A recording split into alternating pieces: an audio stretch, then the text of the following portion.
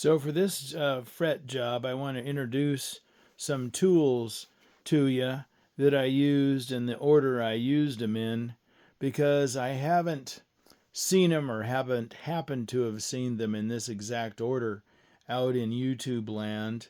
Uh, this guitar husk came to me uh, with terrible frets. It must have been a second or something. And so the challenge I gave myself was to see if I could straighten the frets out and make it playable. I did string it up, and it wasn't very playable because half of the notes fretted out on notes that were near them, etc., etc. It is a Gibson. The frets were at all different levels. Some of them didn't seem to be all the way pounded into the fretboard, so they were flush. You can put the 5/1000ths spacer under them, for example. And to make matters more fun, you can sort of see the inlay on the fretboard. And so I didn't want to press or hammer them in as you might in an all wooden fretboard, or at least one where none of the inlays cross the frets, for fear of having to fix the inlays. So I decided to leave the frets where they were in the fretboard and smooth them off. So the first thing, of course, is to tape it up and protect it. I generally use the orange tape kind of as a indicator, and I tape this up as I go, protecting the body from the various things, as you'll see. So that was the first job. The next thing is you have to see what you're doing. I've got various magnifications here, and this is a special eye instrument that has magnifications, and you can get down and really see. I can see what I'm doing on the frets. So the first job was to see if I could get the frets flat for the bar. And of course, you take the strings off. It's pulled back a little bit, so you loosen the truss rod. At least the truss rod seems to work very well on this guitar. Got it straight and flat and started in. And the next is a bar. This one's from the Philadelphia Parts Company. Got my sandpaper and put it on there. I forget what grit it is. I think it's 800 or something like that. And started going to work on the frets. And then I measured. Oh, I forgot one tool. Where's my rocker? Well, you know what a fret rocker looks like. Sorry. I'll find it later.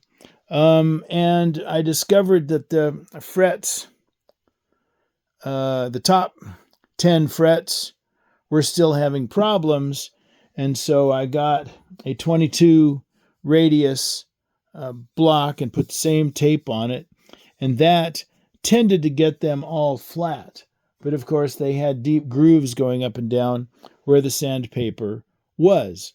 So I got past that step and got them flat as near as I could tell.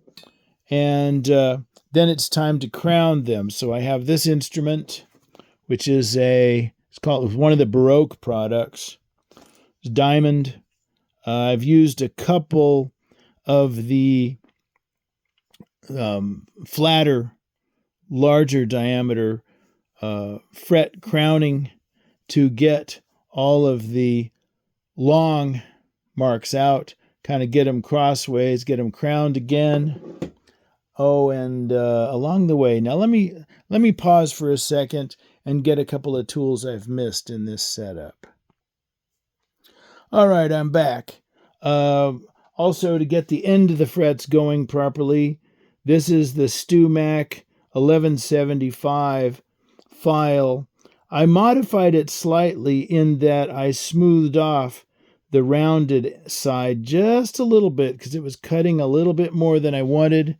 Works great for me. Here's my fret rocker again from Philadelphia. That's the one where I can discover are things reasonably straight. So now at least I have them crowned with the Baroque file. And it's time to start smoothing them out. And I use the fret erasers. The set that I happen to have bought is I start with the 800 grit, 1200, 2000, 4000, 8000, grit. And by the time you get it to 8,000, it looks pretty good. I don't know if I can tilt this thing and show you or not. They're reasonably shiny. They're not mirror jewelry like after you've played guitars a while you want them to be, so you can bend and not hear anything.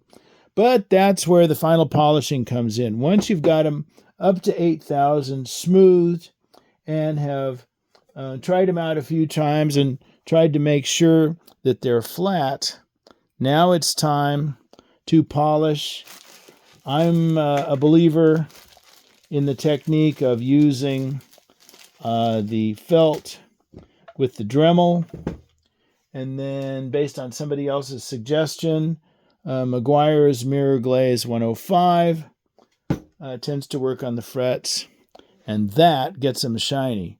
So then it will finally be time to do any cleanup and smoothing, buffing on the fretboard itself, and move on to turning this husk the rest of the way into a guitar.